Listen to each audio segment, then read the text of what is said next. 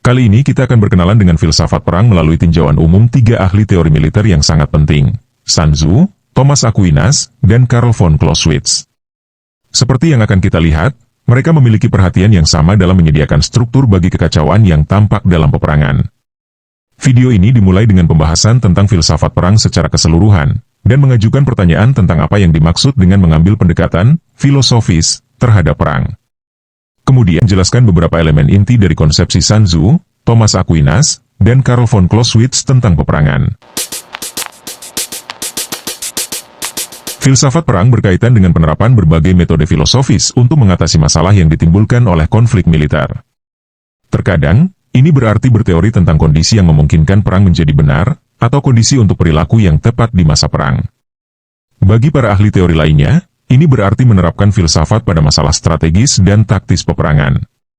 Mencoba memahami kekacauan peperangan menggunakan filsafat mungkin terdengar seperti tindakan yang memanjakan diri bagi sebagian orang, tetapi bagi sebagian lainnya, filsafat dalam bentuk apapun selalu merupakan upaya untuk menawarkan kejelasan konseptual pada proses yang tidak terdiferensiasi, cair, acak, dan menyebar.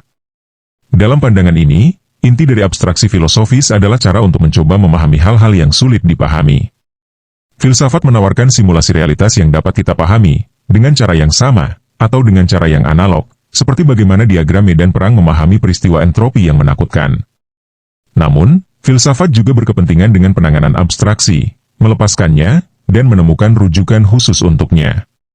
Apakah filsafat perang, terutama bagian yang berorientasi pada strategi, membenarkan nilainya di medan perang adalah masalah yang harus ditentukan oleh para jenderal dan sejarawan militer.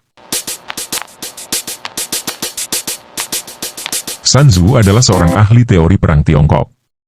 Karya utamanya, Seni Perang, sangat disukai oleh banyak generasi prajurit, politisi, eksekutif perusahaan, dan orang lain yang menganggap diri mereka, meskipun keliru, sebagai orang yang tepat untuk mempelajari pelajaran praktis penting dari peperangan kuno.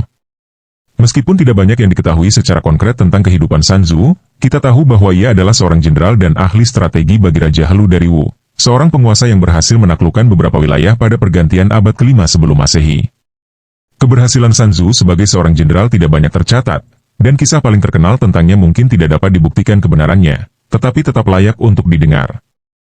Raja Helu mencoba menguji Sun Tzu dengan menyuruhnya mengorganisasi selir-selir raja menjadi satu kompi prajurit. Ketika mereka gagal menjalankan tugas dengan cukup serius, Sun Tzu mengeksekusi dua selir kesayangannya, yang telah ia tunjuk sebagai komandan kompi. Raja memprotes, tetapi Sun Tzu mengabaikannya, dengan menyatakan bahwa, setelah diangkat, seorang jenderal harus melakukan tugasnya meskipun bertentangan dengan keinginan raja. Setelah memperoleh pendidikan praktis dalam peperangan, Sun Tzu menulis buku terkenalnya. Berbagai fitur dari seni perang patut mendapat perhatian khusus. Salah satu alasannya, ini adalah karya yang sangat sistematis. Dimulai dengan kategorisasi semua faktor yang berkontribusi terhadap keberhasilan atau kegagalan kampanye militer. Sun Tzu menganjurkan penilaian holistik terhadap faktor-faktor ini, cuaca sama pentingnya dengan kompetensi atau inkompetensi seorang jenderal. Selain itu, Sun Tzu menekankan pentingnya elemen peperangan yang tampak sangat modern, khususnya, pembahasannya tentang ekonomi peperangan dan peran intelijen. Sun Tzu menganjurkan campuran antara konservatisme dan kompetensi. Ia percaya bahwa seseorang harus maju dari suatu posisi hanya jika posisi tersebut telah sepenuhnya diamankan, dan menganjurkan tugas hierarki komando yang hampir sakral. Namun, ia juga menekankan pentingnya fleksibilitas baik dalam aparat militer maupun dalam hal bagaimana perang dilaksanakan. Pandangan sinis adalah bahwa pengaruh Sun Tzu, khususnya di kalangan orang Barat, sebagian berasal dari impunitas yang dengannya karyanya ditafsirkan sesuai dengan hampir semua situasi konflik dan untuk membenarkan tindakan apapun. Tentu saja, ini tidak serta-merta menjadi catatan buruk bagi Sun Tzu sendiri. Sulit untuk menulis karya teoretis yang ambisius dan, pada saat yang sama, anti-idiot.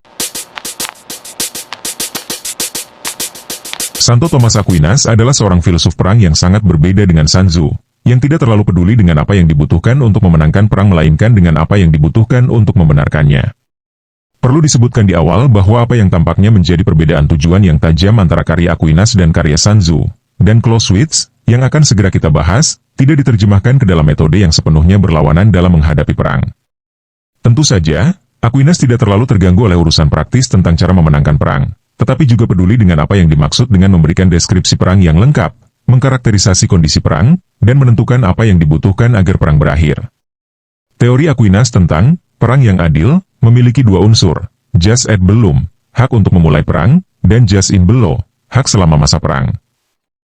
Menurut Aquinas, perang dibenarkan atas dasar bahwa perang diserukan oleh otoritas yang berdaulat, bahwa perang memiliki alasan yang adil, dan bahwa mereka yang melancarkan perang memiliki niat yang benar secara moral. Perlu diperhatikan betapa ketatnya syarat-syarat ini dalam konteks abad pertengahan, ketika pertanyaan tentang niat yang benar dan alasan yang tepat jarang, jika pernah, dipertimbangkan secara jujur sebelum perang dilakukan. Namun, ada aliran konservatif dalam rumusan jus ad bello karya Aquinas. Syarat pertama. Rumusan tersebut menyatakan bahwa perang hanya dapat dilakukan secara adil oleh penguasa, dan merupakan upaya transparan untuk mencegah perang dilancarkan oleh individu, termasuk terhadap penguasa. Gagasan tentang alasan yang adil juga cukup luas untuk membenarkan banyak perang jika kita mengambil perspektif agresor. Secara khusus, kondisi alasan yang adil, termasuk memperbaiki kesalahan masa lalu dan memulihkan apa yang diambil secara tidak adil di masa lalu, kurang lebih dapat mengakomodasi perang agresi apapun.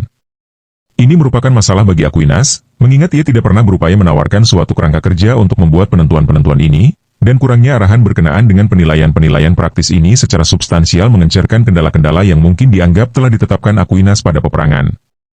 Namun, beberapa elemen teori Aquinas tentang perang yang adil terbukti sangat berpengaruh, dan terus demikian hingga saat ini, sebagian karena elemen-elemen tersebut merupakan batasan nyata terhadap pelaksanaan perang. Secara khusus, pembahasan Aquinas tentang pembelaan diri sebagai pembenaran untuk peperangan telah dikembangkan secara luas dalam bidang jurisprudensi dan hubungan internasional.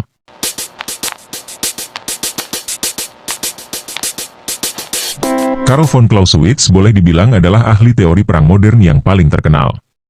Pengalaman praktisnya tentang perang datang selama periode Napoleon, ketika Clausewitz bertempur untuk militer Prusia melawan Prancis yang dipimpin Napoleon. Ia ditawan sebagai tawanan perang setelah pertempuran Jena, saat pasukan Prusia Sakson dikalahkan dengan telak. Aliansi yang tidak disengaja dengan Prancis selanjutnya menyebabkan Clausewitz meninggalkan tentara Jerman. Setelah itu ia mendedikasikan waktunya untuk karya utamanya tentang teori militer, On War. Bagian dari teori perang Clausewitz adalah pandangan bahwa, meskipun tampak kacau, setiap aspek perang dapat dijelaskan dengan mengacu pada faktor struktural yang mendalam, termasuk konteks ekonomi dan sosial yang melingkupinya. Konsep Clausewitz tentang perang sebagai usaha yang menghabiskan seluruh tenaga, yang dapat dijelaskan dengan analisis sosial holistik dan yang dapat secara langsung melibatkan seluruh masyarakat, telah menyebabkan banyak interpretasi selanjutnya berfokus pada karyanya sebagai pembuka era modern dalam teori militer. Kesan Clausewitz sebagai ahli teori militer modern pertama ini didukung oleh kepercayaan generasi pemimpin Prusia berikutnya terhadap wawasan yang diperoleh darinya, mengingat pada akhir abad ke-19, Prusia mengklaim sebagai aparat militer paling modern di dunia. Namun, terlepas dari semua penekanan Clausewitz pada kekuatan struktural yang mendalam yang mendorong keberhasilan atau kegagalan dalam peperangan, ia tetap sangat menyadari ketidakpastian yang terlibat dalam peperangan. Ia sangat skeptis terhadap nilai intelijen masa perang dan menekankan pentingnya keadaan emosional yang tidak rasional dalam menentukan jalannya perang. Memutuskan kapan penilaian prediktif dapat dan tidak dapat dibuat adalah salah satu tugas tersulit bagi para filsuf perang.